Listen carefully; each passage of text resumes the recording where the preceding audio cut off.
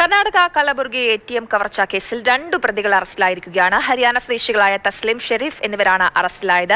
2 ആഴ്ച മുൻപായിരുന്നു കലബുർഗിയിലെ SBI ATM counter തകർത്ത് 18 ലക്ഷം രൂപ സംഘം കവർന്നത്. കൂടുതൽ വിവരങ്ങളുമായി KB ശ്രീധരൻ ചേരുന്നുണ്ട്. ശ്രീധരൻ, ഇപ്പോൾ ഈ കവർച്ചയിൽ 2 പ്രതികളാണ് അറസ്റ്റിലായിരിക്കുന്നത്. എന്തൊക്കെയാണ് വിവരങ്ങൾ? ഈ അടുത്തിടെ കർണാടക പോലീസിനെ ഏറ്റവും കൂടുതൽ പ്രതിരോധത്തിലാക്കിയിരുന്നത് ഈ ATMകളിൽ ഉണ്ടായിട്ടുള്ള കവർച്ചയാണ്. ബീദറിലെ വൻ കൊള്ളയ്ക്ക് ശേഷം സംസ്ഥാനത്തിന്റെ വിവിധ ഭാഗങ്ങളിൽ ഇത്തരത്തിൽ ATM കവർച്ചകൾ നടന്നിരുന്നു. എന്നാൽ ഇതിന് പ്രതികളെ പിടികൂടാൻ ഇതുവരെ പോലീസിനായില്ല. 2 ആഴ്ച മുൻപാണ്, അതായത് ഏപ്രിൽ 9-ാം തീയതി പുലർച്ചെയാണ് കൽബുർഗിയിലെ രാമനഗരയിലെ ഈ SBI ATMൽ കവർച്ച നടക്കുന്നത്. അന്ന് 18 ലക്ഷം രൂപയാണ് നഷ്ടപ്പെട്ടതെന്നാണ് SBI ബാങ്ക് അധികൃതർ നൽകിയ വിവരം. ഏതായാലും ATMൽ പണം നിറച്ച് വൈകാതെ തന്നെ ഏതാണ്ട് പുലർച്ചയോടുകൂടി തന്നെ ഗ്യാസ് കട്ടർ ഉപയോഗിച്ച് ATM തകർത്താണ് ഇവർ പണം കവർന്നത്.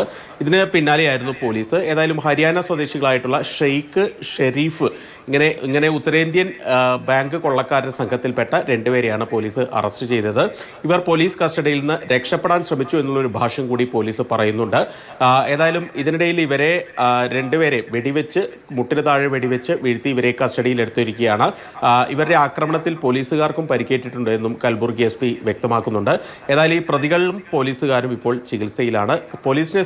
കർണാടക പോലീസിനെ സംബന്ധിച്ച് കുഴക്കുന്ന ഈ തുടരുന്ന ATM കവർച്ചകളിൽ ഒരു കേസിലെങ്കിലും 2 പ്രതികളെ പിടികൂടാനായത് വലിയ ആശ്വാസം പകരുന്ന കാര്യമാണ്. ഈ കേസിൽ ഇനിയും പ്രതികൾ പിടികൂടാനുണ്ട്. അപ്പോഴും നേരത്തെ പറഞ്ഞ ബീദറിലെ കോടിക്കണക്കിന് രൂപ തട്ടിയെടുത്ത കേസിൽ ഉൾപ്പെടെ പ്രതികൾ ഇപ്പോഴും കാണാമറയത്ത് തുടരുകയാണ്.